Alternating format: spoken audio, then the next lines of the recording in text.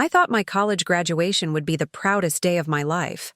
4 years of sleepless nights, countless sacrifices, and maintaining a perfect GPA while working 2 jobs to pay for school. But as I walked across that stage at Northwestern University, my own mother stood up in the audience and screamed at the top of her lungs, "You're dead to us, Melissa!"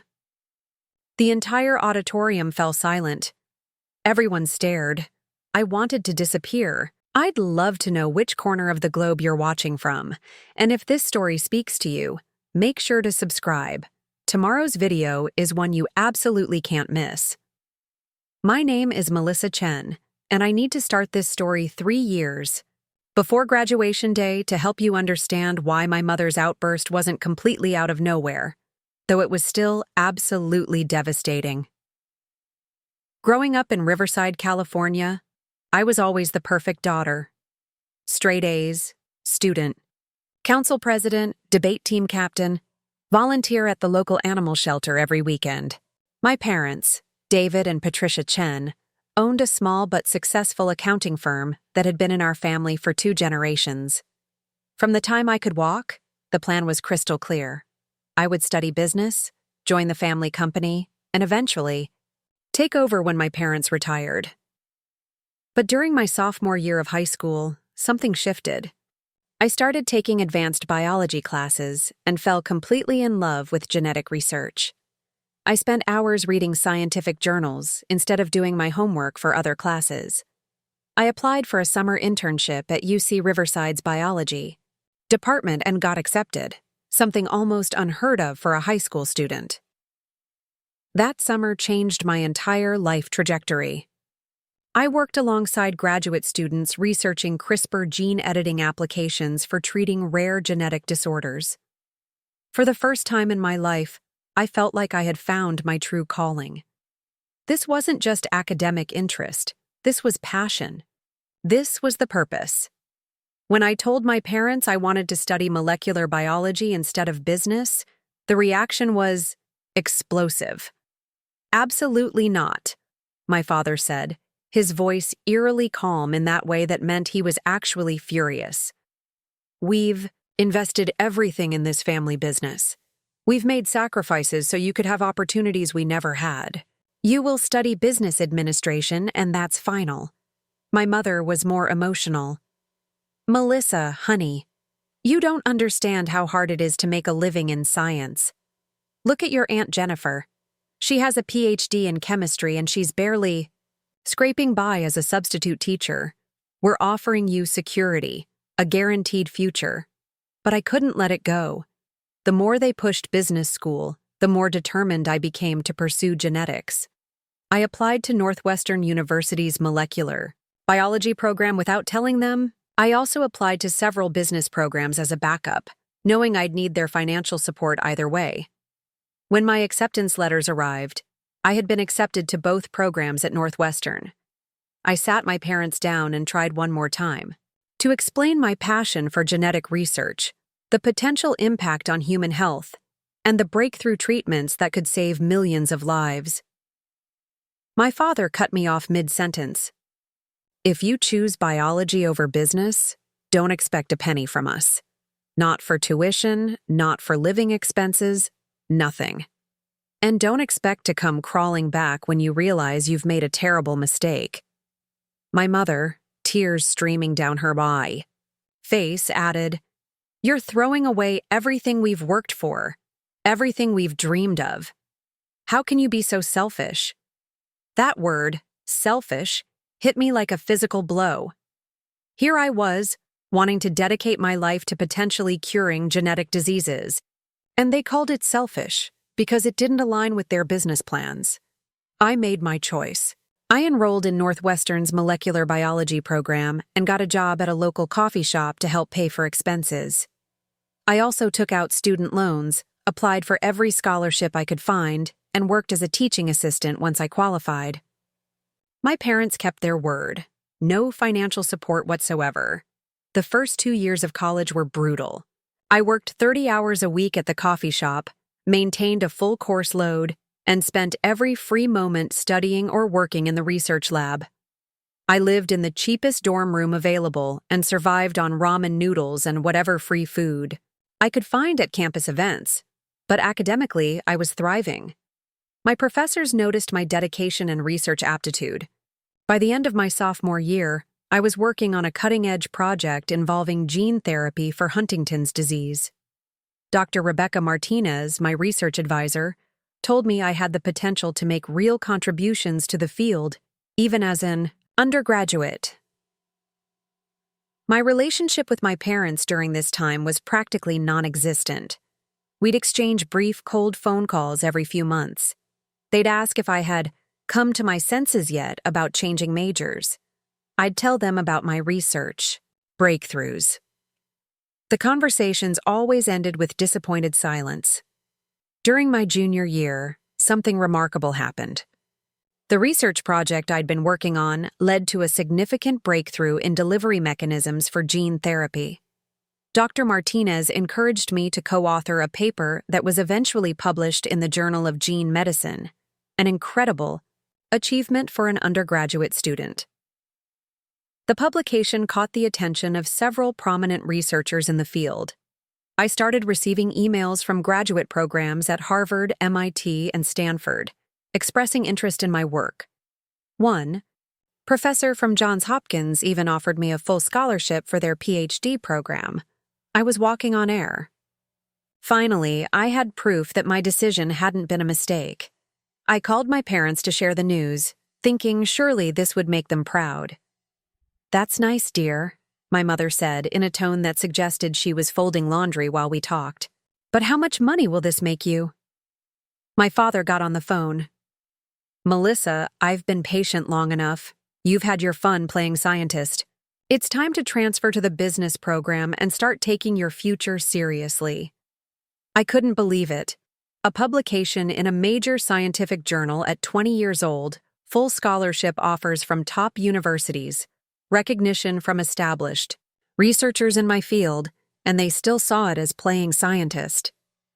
That conversation was the last real attempt I made to bridge the gap between us. Senior year, I threw myself even deeper into my research. I was working on a project that could potentially lead to personalized gene therapies for rare childhood genetic disorders. The work was consuming but incredibly fulfilling. I also started tutoring other students in biology and chemistry, which helped supplement my income. Between tutoring, my research assistantship, and working at the coffee shop, I was pulling in just enough money to cover my expenses and loan payments. My grades throughout college had been exceptional. I hadn't received anything lower than a minus in 4 years. But I honestly wasn't thinking about class rankings or graduation honors. I was too focused on my research and just surviving financially. About 6 weeks before graduation, Dr. Martinez called me into her office. She had a huge smile on her face, which was unusual since she was typically very serious during our meetings.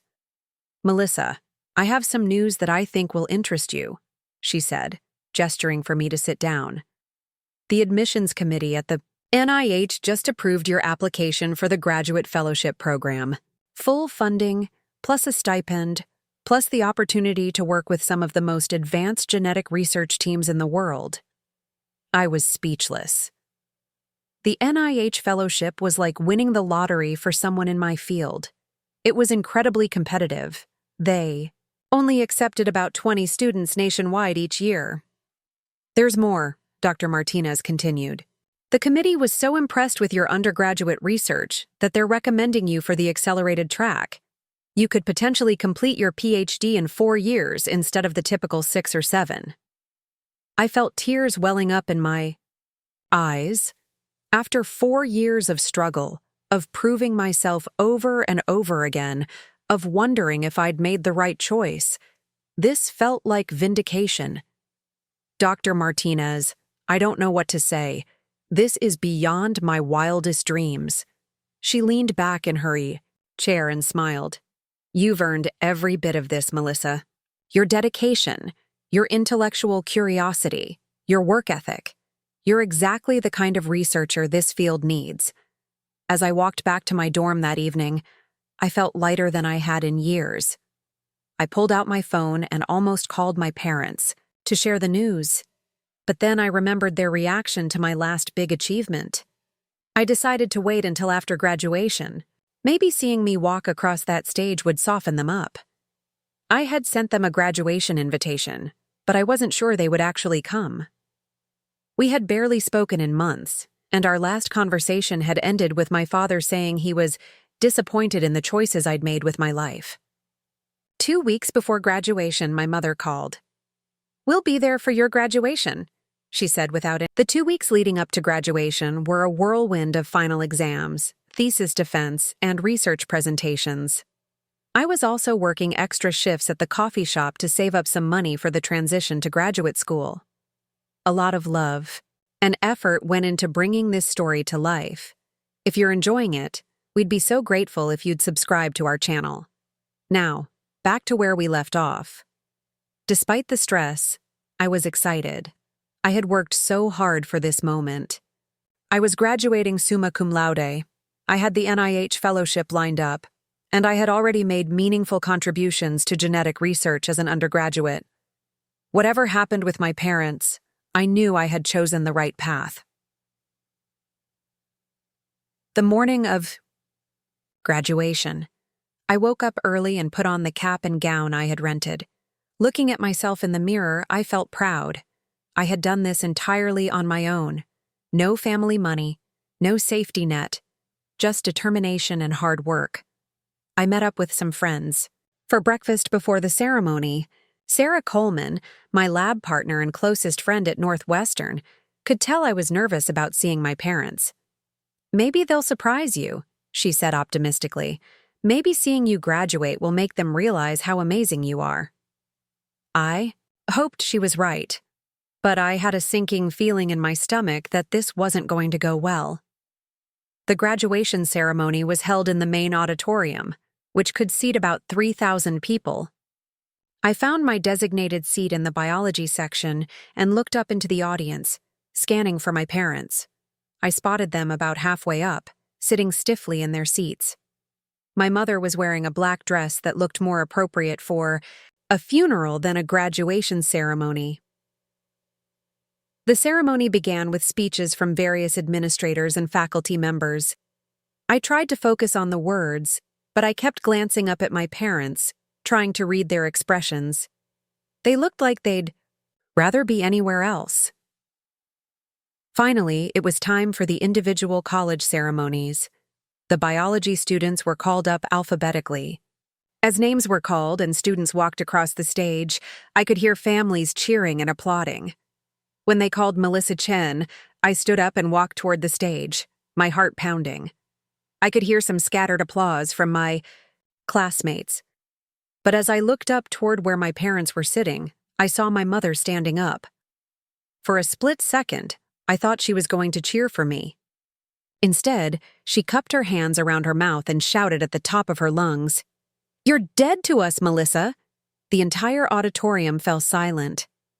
3,000 people turned to stare. I froze halfway to the stage, my face burning with humiliation and shock. In that moment, I felt completely alone in the world. The silence in the auditorium was deafening. I stood there, halfway between my seat and the stage, feeling like every single person in that massive room was staring at me. My face was burning with embarrassment, and I could feel tears threatening to spill over, but I refused to let them fall. Not here, not in front of everyone. Dean Patricia Holbrook, who had been waiting at the podium to shake hands with graduates, looked just as shocked as everyone else. She glanced up toward the audience, then back at me, her expression a mixture of confusion and sympathy.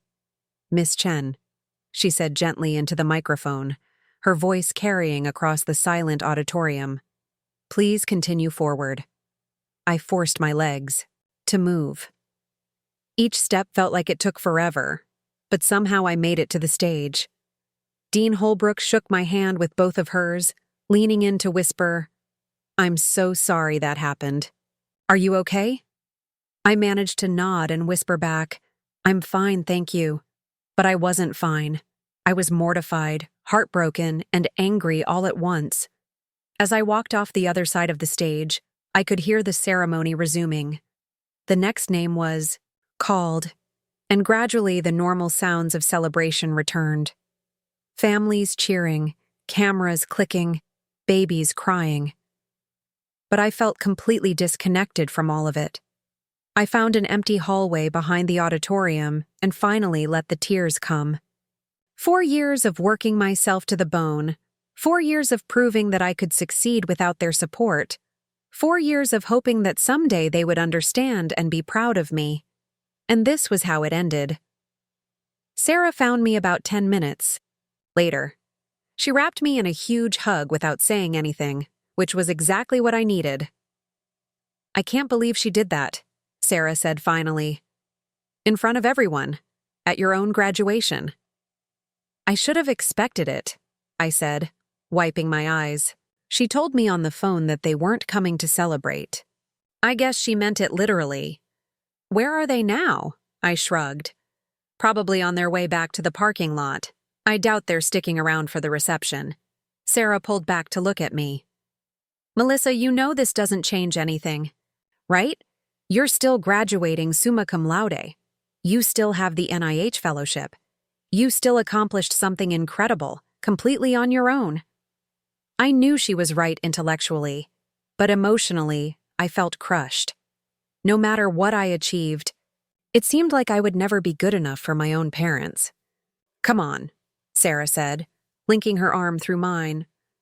"Let's go back in there. You deserve to celebrate this day." We returned to the auditorium just as the individual college ceremonies were ending. The biology department was gathering for group photos, and Dr. Martinez waved me over. "Melissa, there you are. I was looking for you. Are you all right? I heard there was some kind of disruption." News travels fast in academic circles, apparently. I forced a smile. "I'm okay. Just some family drama." Dr. Martinez studied my face for a moment, then nodded. "Well, I hope you're ready for some good news, because I have something that might cheer you up." She led me over to where Dean Holbrook was standing with several other faculty members. The dean smiled warmly when she saw me approaching. "Melissa, I was hoping to catch you before everyone scattered. We have an announcement to make during the main ceremony, but I wanted to tell you personally first." My stomach did a little flip. "An announcement?" Dean Holbrook nodded. "You've been selected as this year's valedictorian for the College of Arts and Sciences. Congratulations." I stared at her, sure I had misheard. "I'm sorry. What?" "Valedictorian," she repeated with a big smile. "Highest GPA in your graduating class, along with exceptional research contributions and outstanding academic achievement. You'll be giving the student address at the main ceremony." The world seemed to tilt slightly. "But I didn't even know I was being considered for anything like that." Dr. Martinez laughed. "That's because you've been so focused on your research. You haven't been paying attention to your class rank. You've maintained a 4.0 GPA for 4 years while conducting graduate-level research and working multiple jobs. The selection committee wasn't even close to unanimous.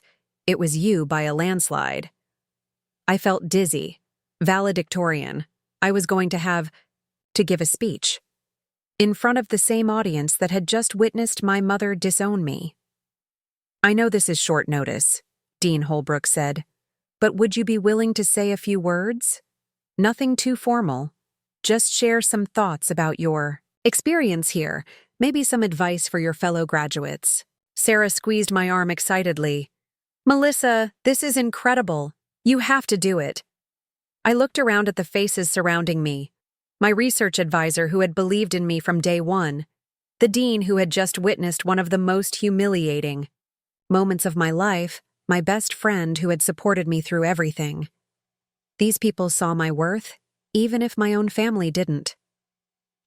"Yes," I said, my voice stronger than I felt. "I'll do it." The next hour was a blur of congratulations and frantic preparation. I borrowed a pen and paper from the registrar's office and scribbled down some thoughts for the speech. I kept it simple. I didn't have time to write something elaborate, and honestly, I was still processing everything that had happened. The main ceremony began at 2 o'clock. This time, instead of sitting with my graduating class, I was seated on the stage with the faculty and administration. I had a clear view of the entire auditorium, and despite myself, I found myself scanning the crowd for my parents. They were gone. Their seats were empty. Part of me was relieved. I couldn't handle another public confrontation. But part of me was devastated all over again. They had driven 4 hours to be here, just to scream at me and leave before seeing me receive the highest academic honor the university could bestow. President Michael Stevens gave the opening remarks, followed by a keynote speech from a famous alumna who was now a federal judge. Then Dean Holbrook stepped up to the microphone. "Ladies and gentlemen, it is my great pleasure to introduce this year's valedictorian for the College of Arts and Sciences. Melissa Chen has maintained a perfect 4.0 GPA throughout her 4 years here, while conducting groundbreaking." The applause was thunderous. I felt tears welling up again, but this time they were tears of pride and gratitude rather than humiliation. Melissa has shown us that academic excellence and meaningful research can go hand in hand, and that determination and hard work can overcome any obstacle. Please join me in welcoming Melissa Chen. I walked to the podium on shaking legs. The auditorium was packed, probably close to 10,000 people when you included all the graduates and their families. I had never spoken to a crowd this large before. I looked down at my hastily scrawled notes, then folded them up and put them in my pocket. I knew what I needed to say. Thank you, Dean Holbrook, and thank you to everyone here today. 4 years ago, I made a decision that changed the course of my entire life. I chose to follow my passion instead of taking the safe, expected path. That decision cost me a lot. It cost me financial security, family support, and countless hours of sleep. I paused, thinking about my parents' empty seats. But it also gave me something invaluable. It gave me the knowledge that I can survive on my own. It taught me that success isn't just about meeting other people's expectations. It's about being true to yourself and working towards something that matters to you. The audience was completely quiet, listening intently. I want to talk specifically to the students in the audience who might be facing similar choices. Maybe your family wants you to pursue one career, but your heart is pulling you towards something else. Maybe you're afraid to take risks because the safe path seems more sensible. I understand that fear. I lived with it for months before I made my decision. I took a deep breath. But I want you to know that betting on yourself is never a mistake. Yes, it might be harder. Yes, you might have to work twice as hard as everyone else. Yes, you might face criticism from people who don't understand your choices. But when you're lying on your deathbed someday, you won't regret the risks you took. You'll regret the ones you didn't take. I could see people nodding in the audience, and I started to feel more confident. I also want to acknowledge that individual success is never really individual. I couldn't have made it through these 4 years without incredible professors who believed in me, friends who supported me, and employers who were flexible with my schedule. Dr. Rebecca Martinez, my research advisor, didn't just teach me molecular biology. She taught me how to think like a scientist and how to persist through failed experiments and setbacks. Dr. Martinez smiled and wiped her eyes. Sarah Coleman, my lab partner and best friend, listened to me complain about everything from organic chemistry to ramen noodle fatigue, and somehow managed to keep me sane through it all. Sarah was crying now too, and I could hear her laugh through her tears. The staff at Corner Coffee Shop downtown never once complained when I brought textbooks to work and studied during slow periods. They treated a broke college student with kindness and respect, and that meant more than they'll ever know. I was getting choked up myself, so I paused for a moment to collect myself. The point is, when you choose to follow your passion, you discover that there are people everywhere who want to help you succeed. You just have to be brave enough to ask for help when you need it, and grateful enough to recognize it when it comes. I looked out over the sea of graduation caps and families. Class of 2019, we're leaving here with more than just degrees. We're leaving with proof that we can handle challenges, that we can adapt and grow and succeed even when things don't go according to plan. Some of you will become doctors, lawyers, teachers, engineers, artists, entrepreneurs. Some of you will change careers multiple times. Some of you will invent things that don't exist yet or solve problems we haven't even identified. The energy in the room was building. Whatever path you choose, remember that your worth isn't determined by other people's approval. It's determined by your own effort, your own values, and your own definition of success. Don't let anyone else write your story for you. Not your family, not your friends, not society's expectations. You are the author of your own life. I paused, thinking about my mother's words earlier that day. And if someone tells you that you're dead to them because of the choices you make, remember that you were never really alive to them in the first place. You were just fulfilling a role they assigned to you. Real love doesn't come with conditions. Attached. The applause started before I finished the last sentence. I looked up and saw people standing, clapping enthusiastically. Even some of the faculty behind me were on their feet. Congratulations, Class of 2019. Thank you for letting me share this incredible day with you. I stepped back from the podium, and Dean Holbrook came over to shake my hand. That was beautiful, Melissa. Exactly what everyone needed to hear. The rest of the ceremony passed in a happy blur. Diplomas were awarded, the school song was sung, and caps were thrown into the air. As graduates began finding their families for photos and celebration, I lingered on the stage, not quite ready to face the reality that my family wasn't there. To celebrate with me, Dr. Martinez approached me with a small group of biology faculty. Melissa, we were wondering if you'd like to join us for dinner tonight. Nothing fancy, just a little celebration at Giuseppe's downtown. Professor William Harrison, who had taught my advanced genetics course, nodded enthusiastically. Our treat, of course. You've more than earned it. I felt overwhelmed by their kindness. That sounds wonderful. Thank you. As we left the auditorium, together, Sarah caught up with us. Melissa, that speech was incredible. I can't believe you came up with all of that on the spot. Neither can I, honestly. I was terrified I was going to forget how to speak English up there. We walked out into the bright afternoon sunshine. The campus was buzzing with graduation parties and photo sessions. Families were everywhere, hugging their graduates and posing for pictures. I pulled out my phone and checked my messages, hoping, against hope, that maybe my parents had texted me. Maybe they had heard about the valedictorian announcement and realized they had made a mistake. Nothing. Sarah noticed my expression. Hey, are you okay? I put my phone away and looked around at the group of people surrounding me, my advisor, my professors, my best friend. These people had seen me work harder than I ever thought possible. They had watched me grow from an uncertain freshman into a confident researcher. They were proud of me.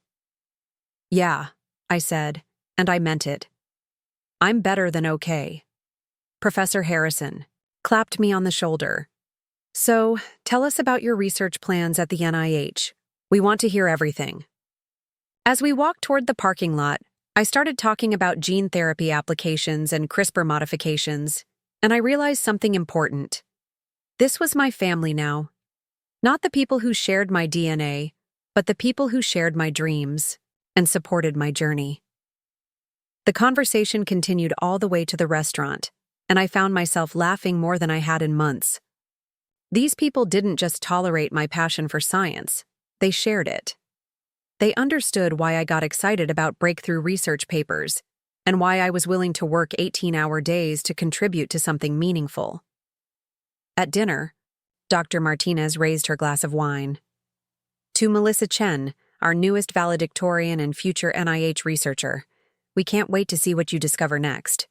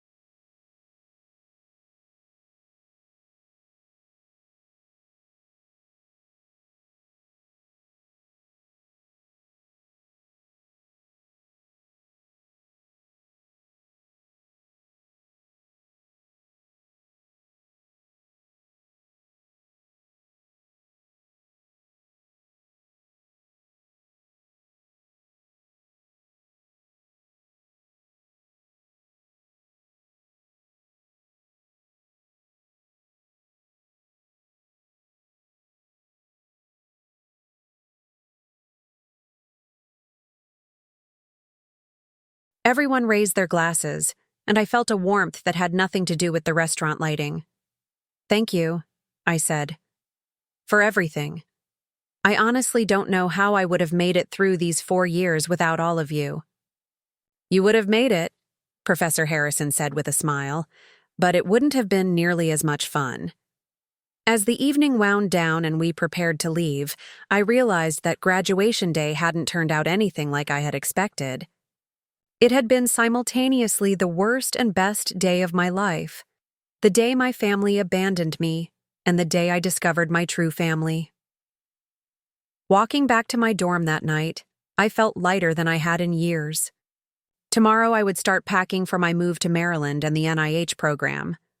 I would begin the next chapter of my life as a researcher, working on treatments that could help children with genetic disorders live longer, healthier lives. My phone buzzed with a text message. For a split second, my heart jumped, thinking it might be from my parents. Instead, it was from Sarah. "I'm so proud to call you my friend. You're going to change the world someday." I smiled and typed back, "We both are. This is just the beginning." And somehow, I knew it was true. The weeks following graduation were a whirlwind of preparation and new beginnings. I spent my days packing up 4 years of college life, saying goodbye to professors who had become mentors, and getting ready for my move to Bethesda, Maryland, where the NIH campus was located. But there was also an underlying current of sadness that I couldn't quite shake. Every major milestone in my life, getting accepted to college, making the dean's list, publishing my first research paper, I had shared with my parents, even during our most strained periods. Now, facing the biggest transition of my life, that connection was completely severed. 3 days after graduation, I was cleaning out my dorm room when my phone rang. I didn't recognize the number, but it had a California area code. "Hello? Is this Melissa Chen?" The voice was unfamiliar, an older woman with a slight accent. "Yes, this is Melissa. My name is Eleanor Vasquez. I'm a friend of your parents from their church. I was at your graduation ceremony." My heart sank. Great. Someone calling to tell me how disappointed my parents were, or how I had embarrassed them in front of their church friends. "Oh," I said, not sure how to respond. "I wanted to call and tell you how moved I was by your speech," she continued, surprising me completely. "My granddaughter Sophia is starting college this fall, and she's been struggling with whether to pursue art or follow her parents' wishes and study accounting. After hearing you speak, she called me crying, happy tears, because she finally felt like someone understood what she was going through." I sat down heavily on my bare mattress. I'm glad the speech resonated with her. It did more than resonate, dear. It gave her courage. She's enrolling in the fine arts program at UCLA, and my son and daughter-in-law have finally agreed to support her decision. There was a pause, and when Eleanor spoke again, her voice was softer. "I want you to know that not everyone in that auditorium agreed with what your mother did. In fact, most of us were horrified. Patricia and David left immediately after the incident, but many of us stayed to hear the rest of the ceremony. When they announced you as valedictorian, the people sitting around where your parents had been actually cheered extra loud, as if they were trying to make up for their absence. I felt tears welling up. Thank you for telling me that. You should also know that your speech has been making rounds in our community.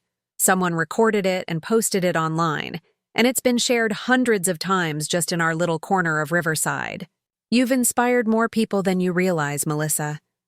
After we hung up, I sat in my empty dorm room and thought about what Eleanor had said. I pulled out my laptop and searched for videos of Northwestern's graduation ceremony. Sure enough, there it was. Someone had uploaded my entire speech to YouTube. It already had over 50,000 views and hundreds of comments. I scrolled through some of the comments, expecting criticism or judgment. Instead, I found story after story of people who had faced similar family conflicts over their career choices. A young man whose parents had disowned him for choosing social work over law. a woman who had been cut off financially for pursuing journalism instead of medicine, a couple who had been ostracized for starting their own business instead of joining the family construction company. But there were also stories of reconciliation and understanding. Parents who had initially opposed their children's choices but eventually came around. Families who had learned to respect each other's different definitions of success. Reading those comments gave me hope, but also made me realize something important. I couldn't spend my life waiting for my parents to change their minds. I had to build a future based on my own values and goals, regardless of whether they ever chose to be part of it. 2 weeks later, I loaded everything I owned into my beat-up Honda Civic and drove across the country to Maryland. The NIH campus was enormous and intimidating, like a small city dedicated entirely to medical research. On my first day, I got lost 3 times just trying to find the building where I was supposed to report. Dr. Amanda Foster, the program director, met me in her office and went over the details of my fellowship.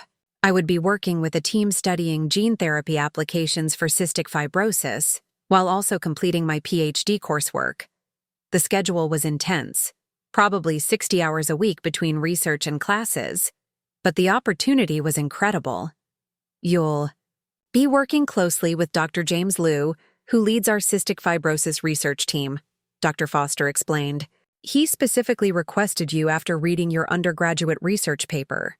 He thinks your background in gene delivery mechanisms could contribute significantly to the project. I had read Dr. Liu's work during my senior year. He was basically a legend in the field of genetic medicine. The idea that he had specifically requested to work with me was both thrilling and terrifying. My first week at the NIH was a steep learning curve. The research facilities were unlike anything I had seen, even at Northwestern. The level of technology, the scope of the projects, the collaboration between different teams, it was like entering a completely different world. Dr. Liu turned out to be brilliant, but also surprisingly down-to-earth. During our first meeting, he asked about my background and what had drawn me to genetic research. I read about your undergraduate work on Huntington's disease gene therapy, he said. Very impressive for someone so young. But I'm more interested in your motivation. Why genetics? Why this field specifically? I thought about how to answer. I guess I've always been fascinated by the idea that we could potentially cure diseases at their most fundamental level. Instead of just treating symptoms, we could actually fix the underlying genetic causes. He nodded. And what about the personal cost? This field requires enormous dedication, long hours, frequent failures, years of work before seeing any practical results. What keeps you going when experiments don't work out? I realized he was probably testing me, trying to gauge my commitment level. I think about the families affected by these diseases, I said. Children with cystic fibrosis who struggle to breathe, parents who watch their kids suffer and feel helpless. If our research could give those families hope, or better yet, actual treatments, then the long hours and failures are worth it. Dr. Liu smiled for the first time since I'd entered his office. Good answer. That's exactly the kind of motivation we need on this team. The research itself was challenging beyond anything I had experienced. We were working on developing a more efficient delivery system for gene therapy in cystic fibrosis patients. The basic idea was to use modified viruses to carry healthy genes into the lungs, where they could replace the defective genes causing the disease. But the technical challenges were immense. Getting the genes to the right cells, ensuring they expressed properly, avoiding immune system reactions. Every aspect of the process required precise calibration and countless trial runs. My first major experiment was a complete failure. I spent 3 weeks developing what I thought was an improved viral vector, only to discover that it was actually less efficient than existing methods. I felt devastated and embarrassed, sure that Dr. Liu would question whether I belonged on the team. Instead, when I presented my results at our weekly team meeting, he looked thoughtful. Interesting, he said. The efficiency is lower than we hoped, but look at the specificity data. You achieved much more precise targeting than we typically see with conventional vectors. I looked at my data again, focusing on the targeting metrics, instead of the overall efficiency numbers. You're right, I said slowly. The delivery was more precise, even if the volume was lower.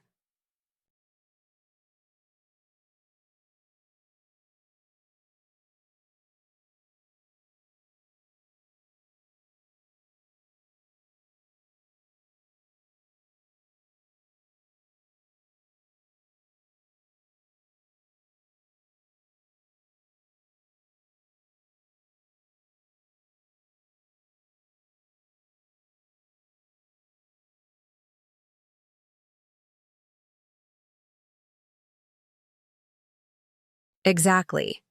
Sometimes what looks like a failure is actually pointing you toward a different kind of success.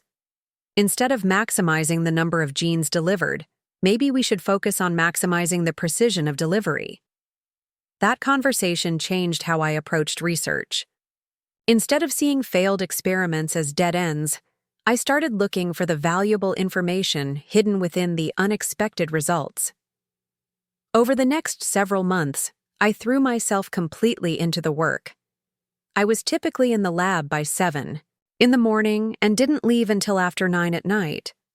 Weekends were devoted to reading research papers, analyzing data, and planning the next week's experiments. The intensity was exhausting, but I loved every minute of it. For the first time in my life, I was surrounded by people who shared my passion for science at the same level. My teammates would get excited about breakthrough papers in obscure journals. They would debate experimental methods over lunch with the same enthusiasm other people reserved for sports or movies. But the long hours and social isolation also gave me too much time to think about my family situation. I would go weeks without talking to anyone outside of work, and during those quiet moments, I found myself missing my parents more than ever. 6 months into the program, I made a decision that surprised even me. I called my parents. My mother answered on the 3rd ring. Hello? Hi, Mom. It's Melissa. There was a long pause. Oh. Hello, Melissa. Her voice was cold and formal, like she was talking to a telemarketer. I wanted to call and tell you about what I've been doing. I'm working at the National Institutes of Health now, on gene therapy research for cystic fibrosis. That's nice. Another long pause. Mom, I know you're still angry about my career choice, but I want you to understand what this research could mean. We're potentially developing treatments that could help children with genetic diseases live normal lives. Melissa, I don't want to hear about your work. You made your choice. You chose your career over your family. That's not what happened, I said, feeling my frustration rising. I chose a career that I'm passionate about. That doesn't mean I chose it over family. You rejected everything we offered you. You rejected our values, our business, our plan, for your future. I rejected your plan for my life, I corrected. But I never rejected you as my parents. The result is the same, she said. You're living your life as if we don't exist. I took a deep breath, trying to stay calm. Mom, I'm calling you right now. I've called you multiple times over the years. I sent you my research papers. I invited you to my graduation. How is that? Acting like you don't exist? You embarrassed us in front of our entire community. Do you have any idea how humiliating that graduation day was for us? I felt a flash of anger. Humiliating for you? Mom, you screamed at me in front of 3,000 people. You told me I was dead to you, at my own graduation. You forced us into that position. I forced you? How did I force you to publicly disown me? The conversation was going exactly as badly as I had feared, but I couldn't stop myself. Mom, I was named valedictorian. I graduated with the highest honors possible. I was accepted into one of the most competitive graduate programs in the country.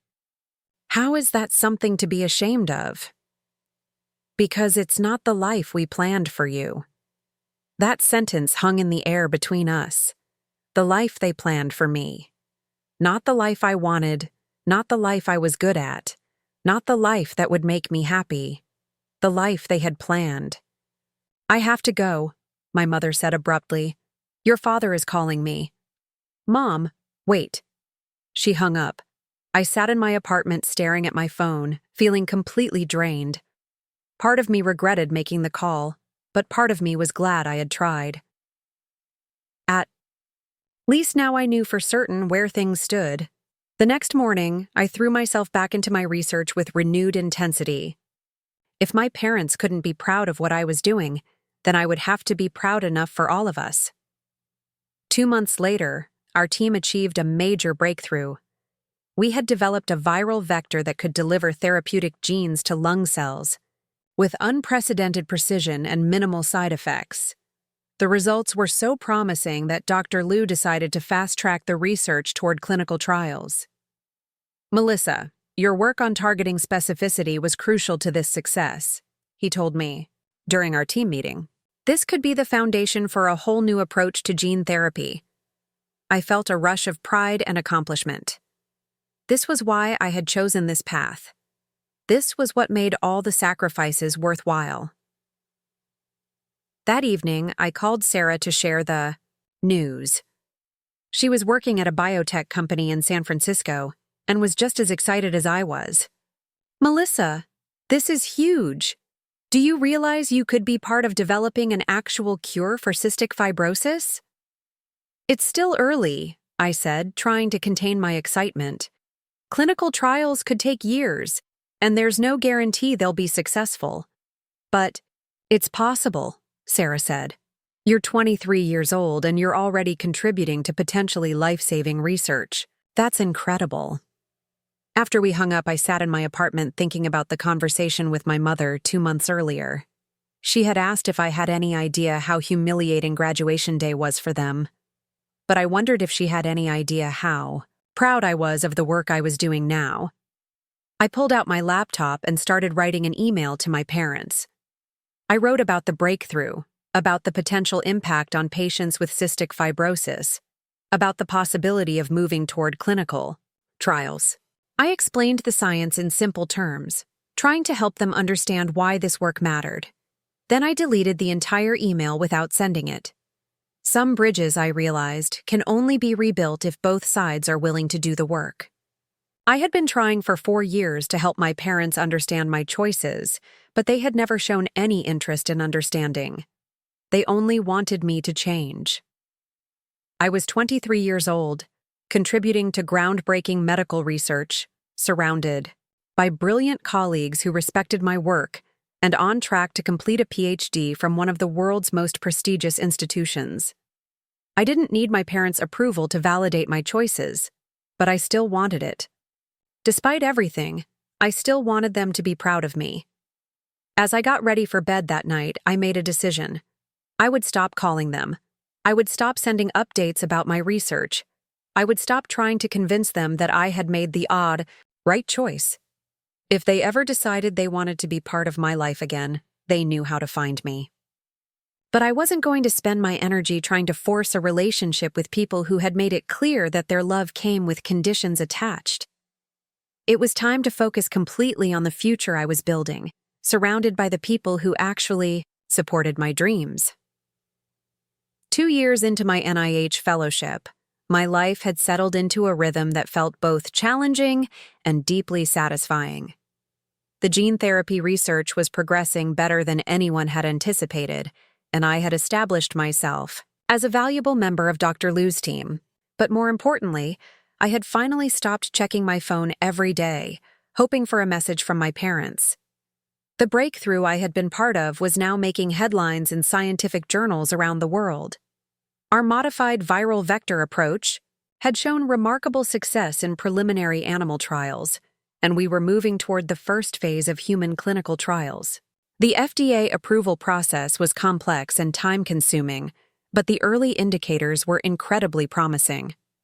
Dr. Liu had started including me in high-level meetings with pharmaceutical companies interested in licensing our technology. At 25, I found myself sitting in boardrooms with executives from major biotech firms, discussing patent applications and commercialization strategies. Melissa, I want you to take the lead on presenting our latest efficacy data to the Genetech team next week, Dr. Liu told me after one particularly successful experiment. They're very interested in our approach, and I think having you explain the technical details will be more effective than me trying to translate everything. I was honored by his confidence in me, but also nervous about the responsibility.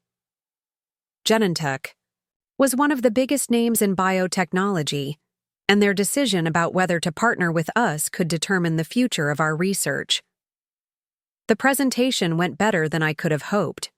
The Genentech executives were impressed not just with our results, but with the innovative thinking behind our approach. After the meeting, their head of research development, Dr. Monica Richardson, pulled me aside.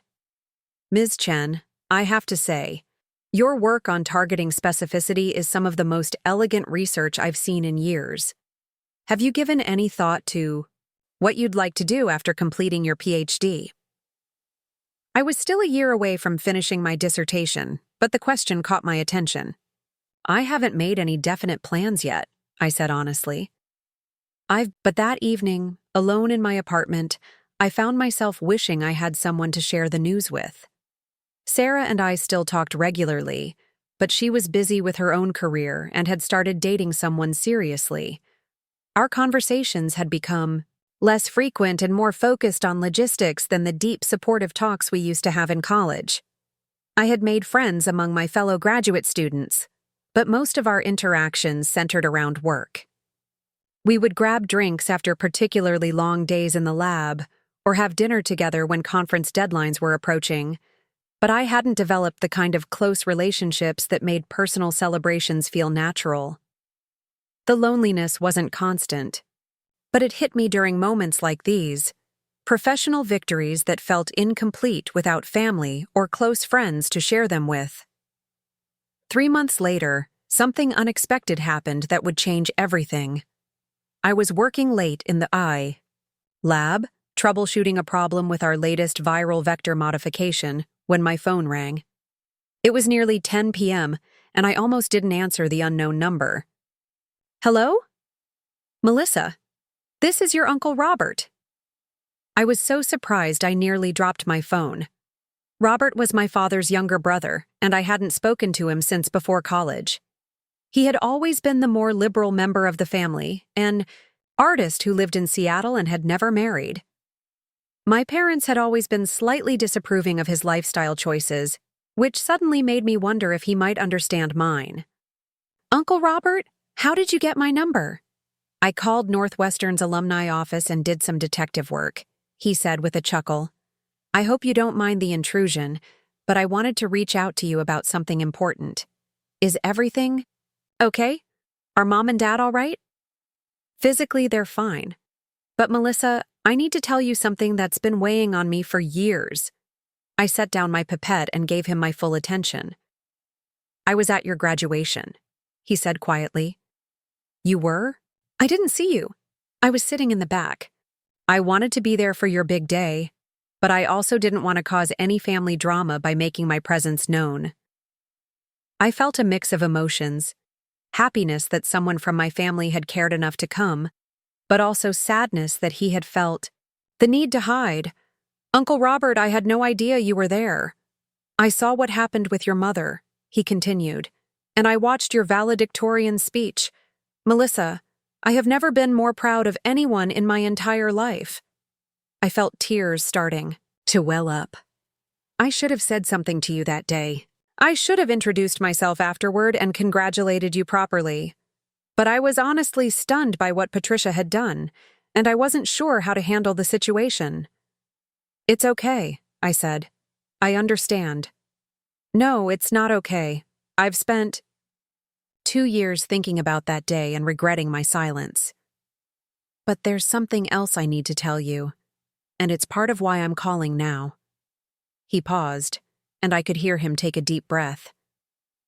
Your parents have been following your career more closely than you realize. I felt my stomach drop. What do you mean? David has Google Alerts set up for your name. Every time you publish a paper or get mentioned in a scientific journal, he reads it.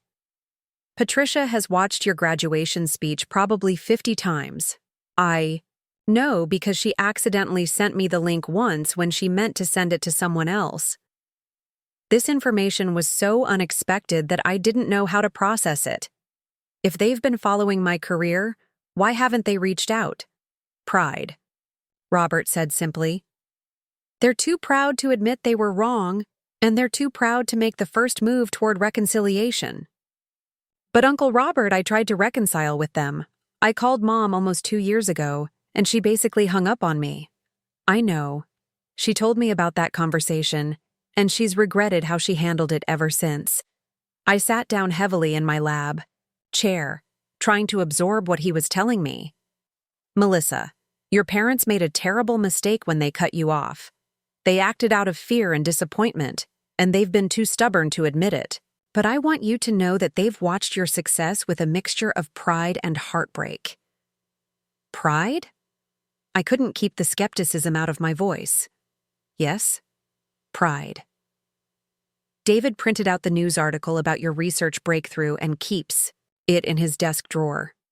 Patricia has told half the church congregation about her daughter who's working to cure genetic diseases at the National Institutes of Health. I felt like I was in an alternate reality. If they're proud of me, why haven't they told me? Because they're ashamed of how they treated you, and they don't know how to bridge the gap they created. Robert paused again. There's something else. Patricia was diagnosed with early-onset Parkinson's disease 6 months ago. My heart stopped. What? It's in the early stages, and the doctors are optimistic about treatment options. But Melissa, when she got the diagnosis, the first thing she said was that she wished she could talk to her daughter who understands genetics and might be able to explain what was happening. I was crying now, overwhelmed by a mixture of concern for my mother and anger at the situation. Uncle Robert, why are you telling me this now? Because life is too short for this kind of estrangement. Because your mother needs her daughter, even if she's too proud to ask. And because you deserve to know that your parents love you, even if they've done a terrible job of showing it. I wiped my eyes and tried to think clearly. What do you think I should do? I think you should come to Riverside for Christmas. It's next month and your parents always have their annual Christmas Eve party. I think you should show up. Uncle Robert, they haven't invited me. What if they don't want me there? They haven't invited you because they don't think you'd come. But Melissa, I'm inviting you. I'll be there, and I'll make sure you're welcome. After we hung up, I sat in the empty lab for hours, thinking about everything he had told me.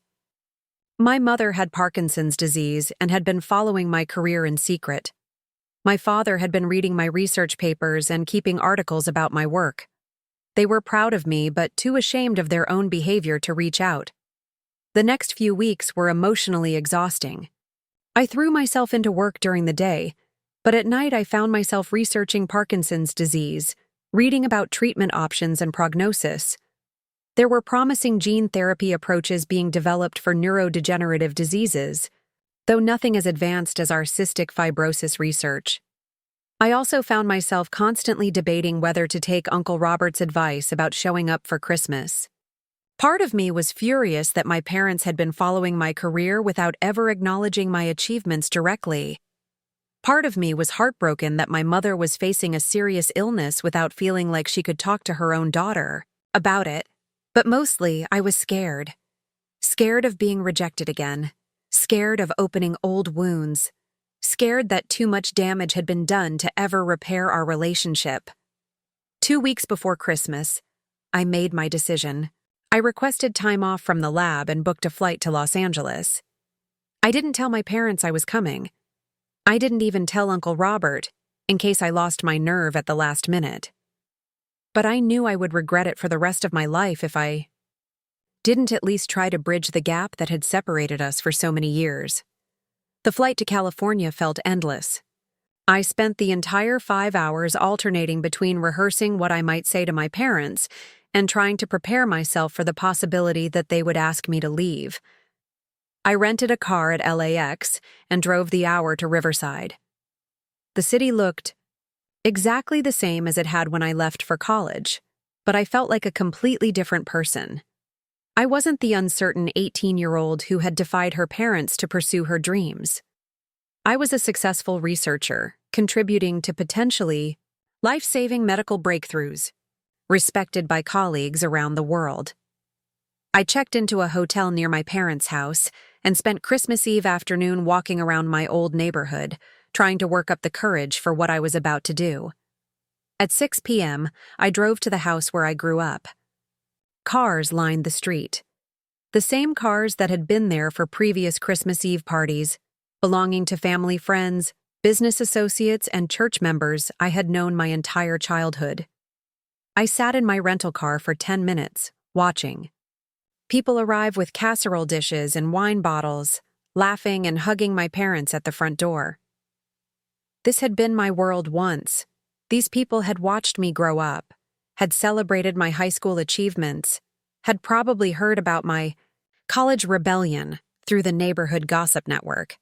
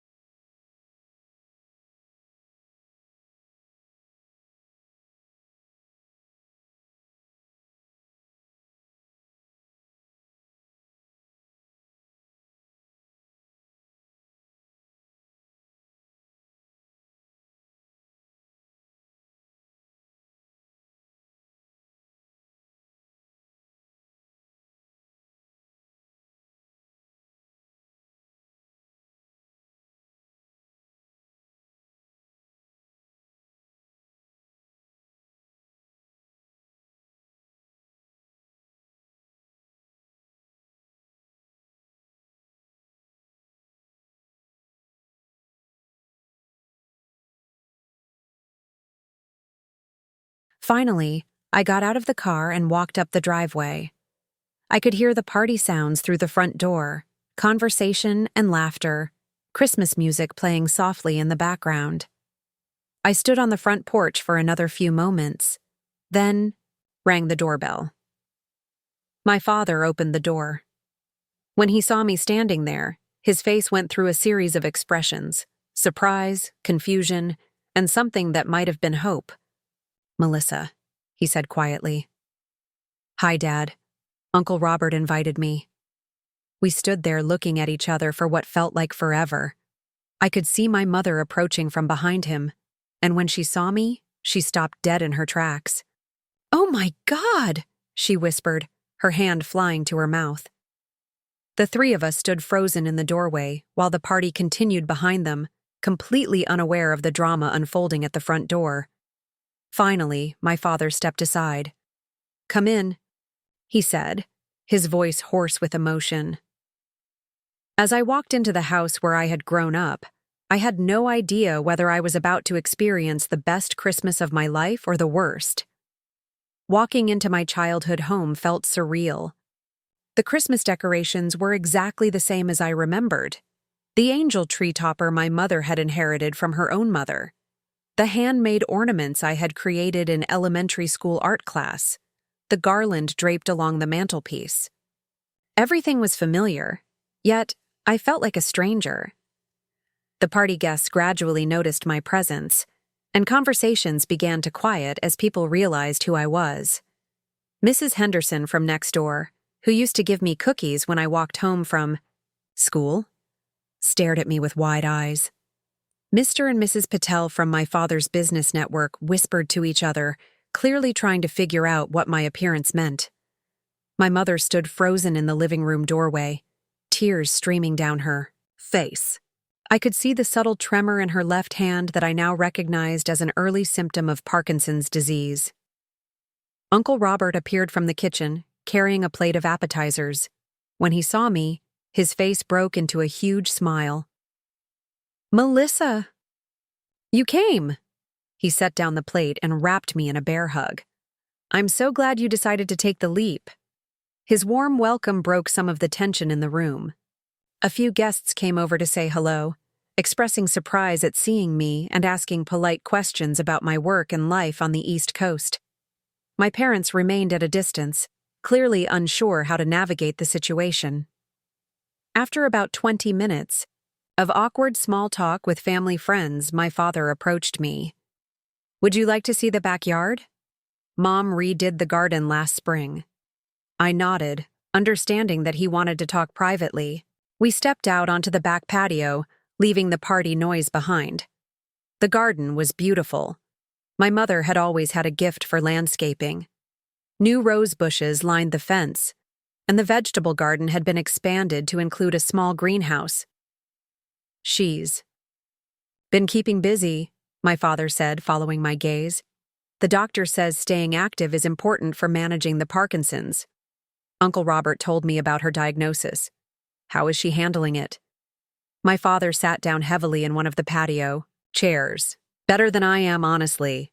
She's joined a support group, started doing physical therapy exercises. She's determined not to let it define her life." We sat in silence for a moment, listening to the distant sounds of the Christmas Eve party. "Melissa, I owe you an apology," he said finally. Multiple apologies, actually. I felt my heart rate increase, but I stayed quiet, letting him continue. "I was so focused on the business, on the plans we had made for your future, that I couldn't see past my own expectations. I thought I was protecting you from making a mistake, but I was really just trying to control your life." He paused, struggling with the words. "Your graduation day. What your mother said. That was unforgivable. We were angry and disappointed, but taking it out on you publicly like that was cruel. Dad, why didn't you stay to hear that I was valedictorian?" He covered his face with his hands. "Because we were ashamed. We had just screamed at our daughter in front of thousands of people, and then they announced that you had achieved the highest academic honor possible. We felt like complete fools. You could have congratulated me afterward. You could have apologized and celebrated with me. We should have. We absolutely should have. But we were too proud, too stubborn, too embarrassed by our own behavior." He looked up at me, and I could see tears in his eyes. "Melissa, I have read every single article about your research. I have watched your graduation speech more times than I can count. I have bragged to my business associates about my brilliant daughter who is working to cure genetic diseases. I am so incredibly proud of you." The words I had been waiting to hear for 7 years. But instead of feeling vindicated, I just felt sad about all the time we had lost. "Then why didn't you tell me? Why didn't you call or write or send an email?" "Because I didn't know how to admit that I had been wrong about everything. Your career choice, your financial independence, your ability to succeed without our help. I was wrong about all of it." Before I could respond, the back door opened and my mother stepped onto the patio. "David, people are starting to leave. They're asking about—" She trailed off when she saw that we were in the middle of a serious conversation. "It's okay, Mom. We were just talking." She looked between my father and me, then made a decision. "Melissa, could I speak with you alone for a few minutes?" My father nodded and went back inside.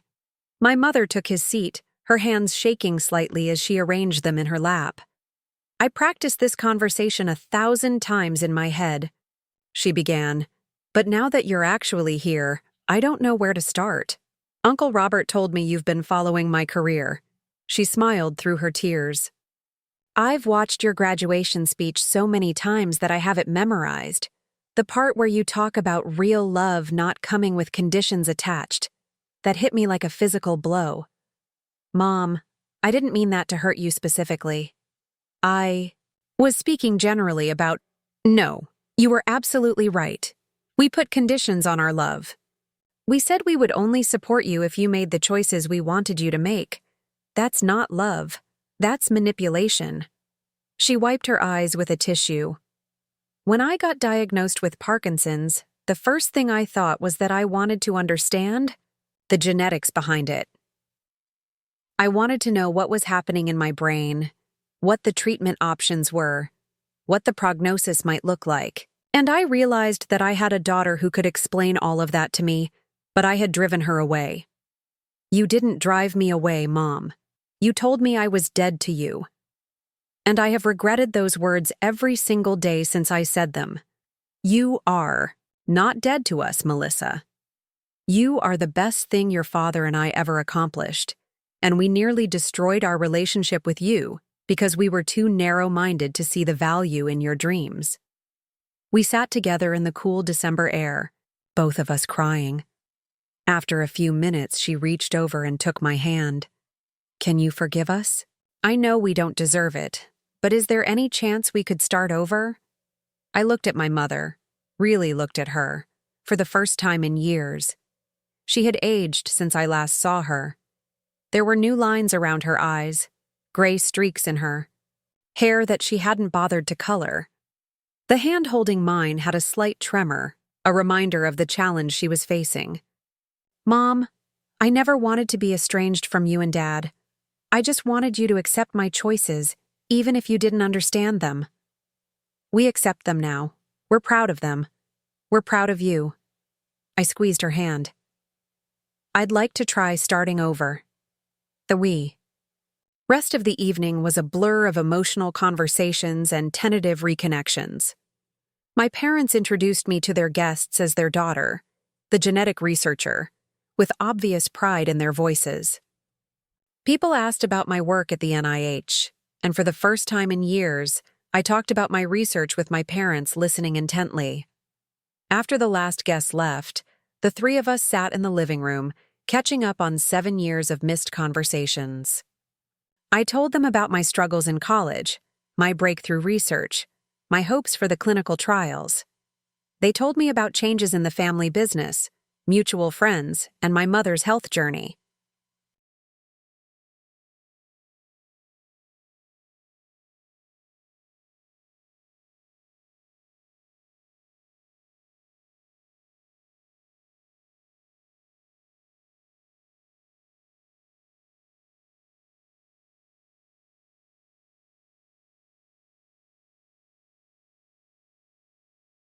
"I have a confession," my mother said, as we were cleaning up the kitchen.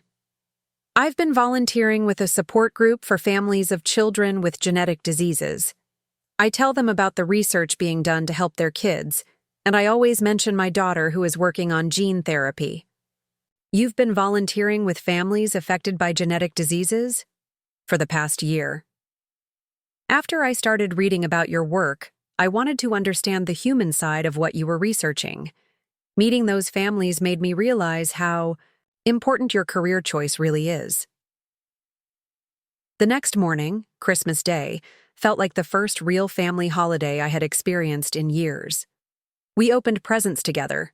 My parents had somehow managed to find gifts related to my research interests, including a book about the history of gene therapy that I had mentioned wanting in an interview I gave to a science magazine. "You really have been following my career closely," I said, flipping through the book. "We've been following your life, sweetheart," my father said. "We just didn't know how to be part of it." Before I left to fly back to Maryland, we made plans for my parents to visit me in Bethesda in the spring. I wanted to show them the NIH campus, introduce them to my colleagues, and help them understand the world I had chosen. "I'm sorry it took us so long to come around," my mother said as she hugged me goodbye at the airport. "I'm just glad we found our way back to each other," I replied. Flying back to the East Coast, I felt lighter than I had in years. The success of my research mattered even more now that I had family to share it with. The future felt full of possibilities, not just for my career, but for rebuilding the relationships that had been broken for too long. 6 months later, our cystic fibrosis gene therapy entered Phase 2 clinical trials. The preliminary results were even better than we had hoped. And when I called my parents to tell them the news, they were the first people I wanted to share it with. Sometimes the best victories are the ones that bring you back to where you started, but as a completely different person than when you left. Looking for more? We've got 2 amazing stories ready for you right on screen. If this one touched you, these are absolutely worth your time. Click to watch them now. And hey, subscribe and hit that bell to never miss our latest uploads.